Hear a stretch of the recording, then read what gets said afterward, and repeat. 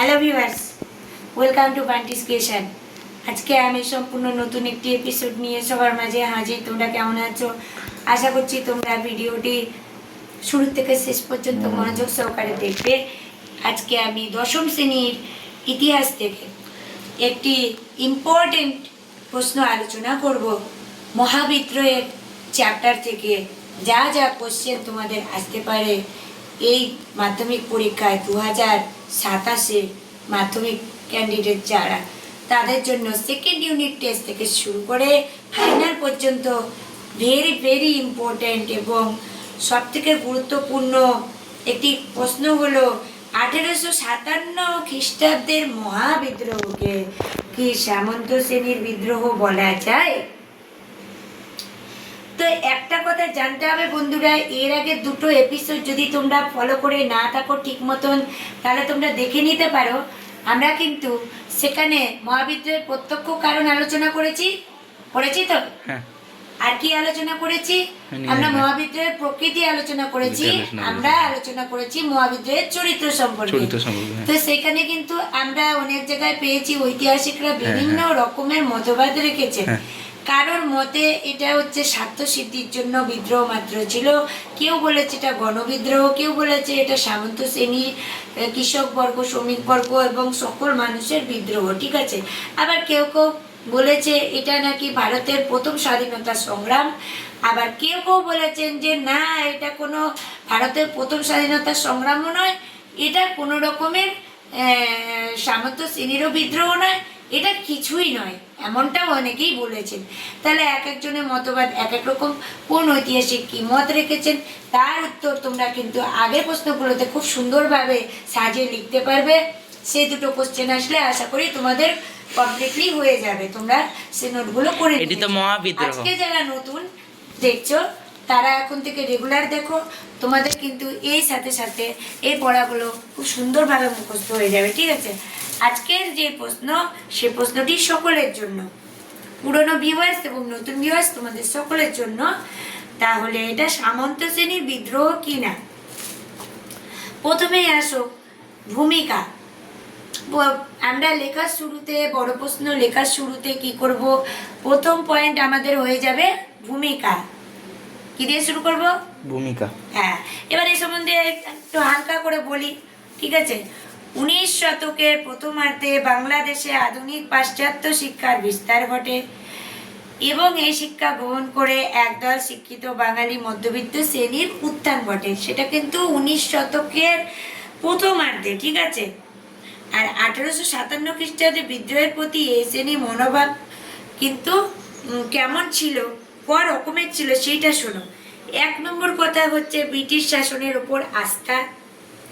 শিক্ষিত বাঙালি মধ্যবিত্তদের একটি বড় অংশ 1857 খ্রিস্টাব্দ পর্যন্ত ব্রিটিশ শাসনের উপর অগাধ আস্থা রাখত। তারা ব্রিটিশ শাসনকে ভারতের পক্ষে কল্যাণকর বলে মনে করত। তার মানে তাদের কি নিজস্ব মতামত বলে আর কিছুই নেই, শুধু ব্রিটিশদের মতবাদের উপরেই তারা কিন্তু চলতো, ঠিক আছে।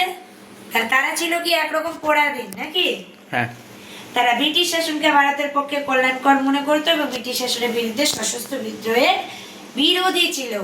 তাহলে আমরা যদি ব্রিটিশকে শাসন না করব তাহলে আমাদের দেশ কি করে স্বাধীন হবে? এটাও তো প্রশ্ন। দ্বিতীয়ত কি, সিপাহীদের সাফল্যে অবিশ্বাস। সিপাহীরা যে লড়াকু, সিপাহীরা যে লড়বে, তারা যে ইংরেজদের বিতাড়নের পর কেউ ভারতের জাতীয় রাষ্ট্র সুশাসন প্রতিষ্ঠা করে সক্ষম হবে কিনা, এটাও তাদের মধ্যে সন্দেহ ছিল। তাই তারা কিন্তু 1857 সালে মহাবিদ্রোহকে কখনোই সাপোর্ট করেনি, মানে সমর্থন করেনি। আর একটা কি না, খ্যাতনামা বাঙালিদের অভিমত। খ্যাতনামা বাঙালি কেন বলছে? বিভিন্ন ঐতিহাসিকদের বিভিন্ন রকম মতবাদ এর মধ্যে পোষণ হয়েছে, সেটা তোমরা আগেও শুনেছো। তাই হরিশ্চন্দ্র মুখোপাধ্যায় তার হিন্দু পেট্রিয়ার পত্রিকায় কি লিখেছেন? বিদ্রোহীদের নৃশংস, বর্বর ও নরহত্যাকারী দস্যু হিসেবে কিন্তু তিনি অভিহিত করেন। রাজনারায়ণ বসু তেমনি কি লিখেছেন? 1857 খ্রিস্টাব্দের এই বিদ্রোহকে নৈরাজ্যবাদী, কি বলেছে? নৈরাজ্যবাদী। এবং নানা সাহেব